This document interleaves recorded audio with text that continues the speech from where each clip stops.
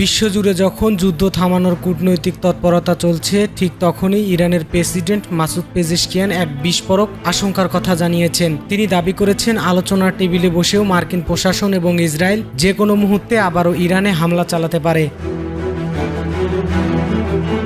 বেলারুশের প্রেসিডেন্টের সঙ্গে এক জরুরি ফোন আলাপে পেজেশকিয়ান স্পষ্ট করেছেন যে ওয়াশিংটনের উপর থেকে তেহরানের আস্থা এখন পুরোপুরি নষ্ট হয়ে গেছে। তার অভিযোগ, যখনই কোনো সমাধানের পথ খোঁজা হচ্ছিল, ঠিক তখনই ইরান জুড়ে দুইবার বড় ধরনের হামলা চালিয়েছে মার্কিন এবং ইসরায়েলি বাহিনী। বিশেষ করে 2025 সালে জুন মাস এবং চলতি বছরে ফেব্রুয়ারিতে আলোচনার মধ্যেই হামলার সেই তিক্ত স্মৃতি এখনও তেহরানকে তাড়িয়ে বেড়াচ্ছে।